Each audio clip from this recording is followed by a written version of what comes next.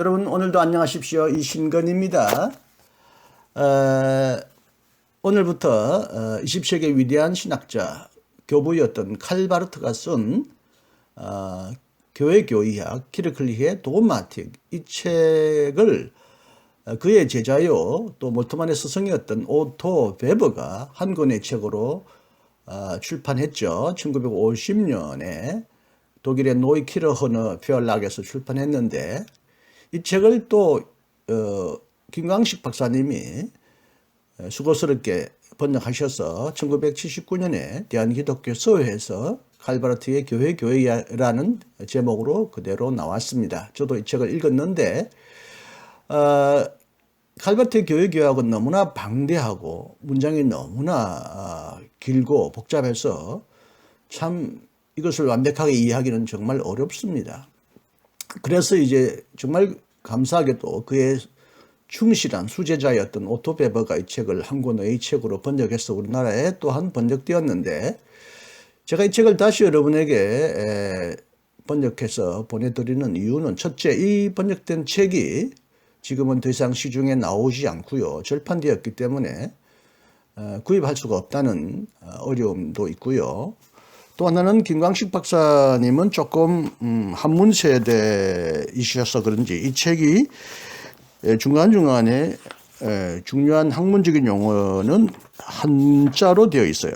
그런데 요즘 젊은이들은 한자를 이해하기가 거의 어렵잖아요. 그런 면에서도 이 책을 도서관에서 찾아보아도 중간에 나오는 한자 때문에 독해력에 어려움을 겪는 젊은이들을 위하여 한 번 더 제가 이 책을 유튜브 형식으로 번역해서 보내드립니다.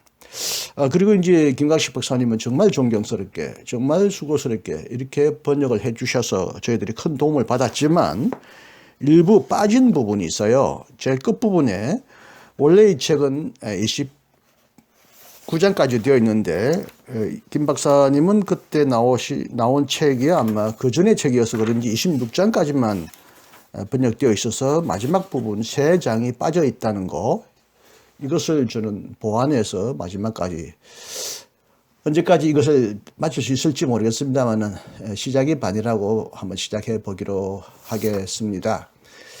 이제 첫 출발을 합니다. 굉장히 지루하고 힘든 작업인데, 오토 베버의 책을 제가 평가하거나 뭐 이렇게 하지 않고 가급적 원문에 충실하게 번역해서 여러분에게 다시 소개해 드리겠습니다. 많은 기대와 성원을 부탁드립니다.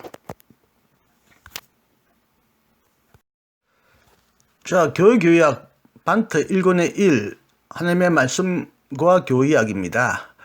그 아래 하얀 글씨로 KKD 11쪽, 12쪽은 이 오토 베버의 책, 칼바르트 키르클리히의 도그마틱의 머리말을 딴 것입니다. 이건 교회학이 아니라 오토 베버의 책입니다. KKD 11쪽에서 12쪽부터 시작합니다.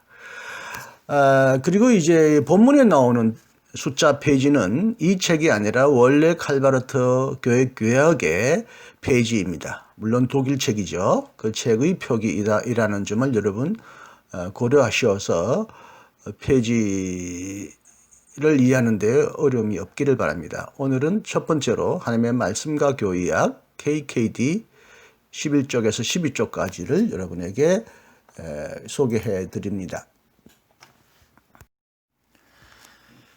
교의학, 도그마틱이란 무엇인가? 교의학은 신학의 분과 디스치플린으로서 하나님에 관한 교회의 고유한 말에 관한 교회의 학문적인 자기 검증이다. 여기서 주목할 만한 점은 교회학이 다른 모든 신학과 함께 교회의 기능으로 이해되고 있다는 사실이다. 교회는 하나님에 관해 말한다. 교회는 이 말을 인간의 말로 말한다. 그러나 하나님에 관한 이 인간의 말이 교회의 존재와 일치하는지 여부는 중요하다. 그러나 교회의 존재는 예수 그리스도다. 예수 그리스도란 은혜스럽게 계시하고 화해하면서 인간에게 다가오시는 하나님을 의미한다. 모든 신학은 이 척도에 대해 질문할 임무를 가지고 있다. 성서 신학은 묻는다.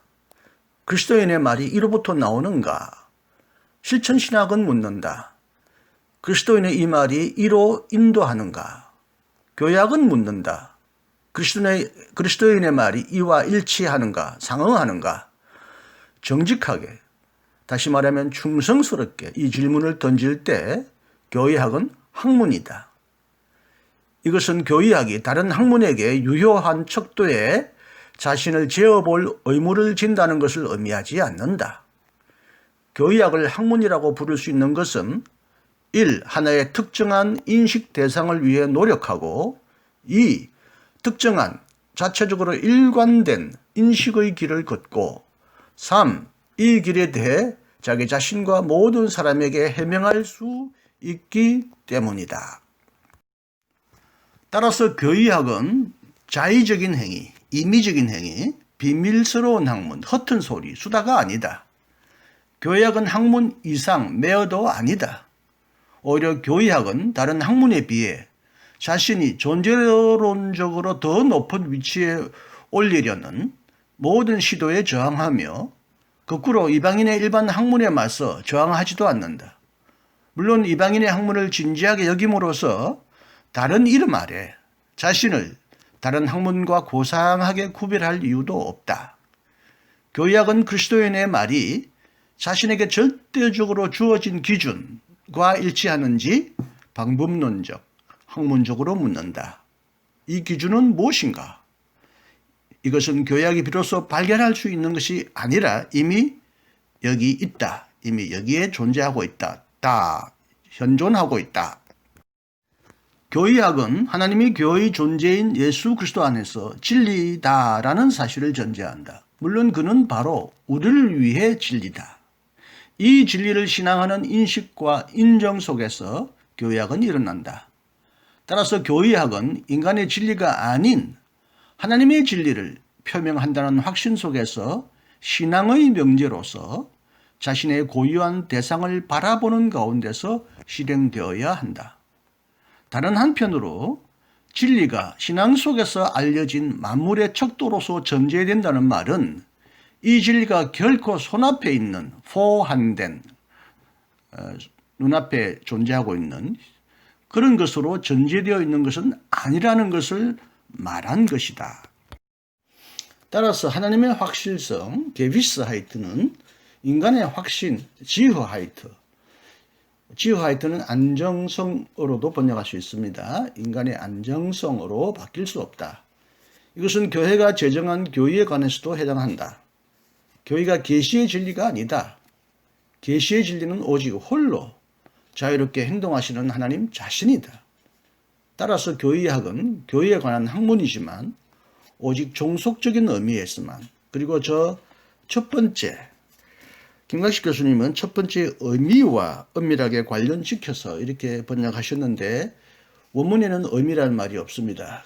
그래서 저는 이게 뭔가 고민했는데 이 첫 번째 것, 예수 그리스도의 존재를 말하고 있다는 생각을 하게 되었습니다. 예수 그리스도의 존재와의 은밀한 관련성을 맺는 가운데서만 교회에 관한 학문이다. 교의학은 이러한 질문을 막지 못한다. 성서도 이를 막지 못한다. 분명히 교회는 오직 성서를 통해 그의 말의 척도인 그 자신의 존재, 예수 그리스도를 신적인 권위로 증언할 수 있다. 그렇지만 그리스도인의 말이 오늘 무엇을 말해도 무방하고 말해야 하는지를 스스로 인식해야 하고 아직 알지 못하는 자로서 진지하게 질문하도록 요구를 받고 있다. 따라서 주어진 대답은 늘 새롭게 제기해야 할 질문을 배제하는 것이 아니라 이를 요구한다. 교회학적 명제는 자신의 대상을 바라볼 때 신앙의 명제라는 말을 우리는 들었다. 더 나아가 교의학은 오직 신앙 안에서, 다시 말하면 인간의 행동이 교회의 존재를 통해, 즉 예수 그리스도를 통해 규정됨으로써 가능하다. 교회와 개인은 이를 마음대로 처리하지 않는다. 우리의 들음이 참된 들음인지, 우리의 순종이 참된 순종인지, 교의학이 그리스도인의 말의 올바른 내용의 인식으로 축복받고 거룩하게 되는지, 아니면 그것이 한가한 사변인지는 언제나 하나님에게 달려있는 것이지 우리에게 달려있는 것이 아니다.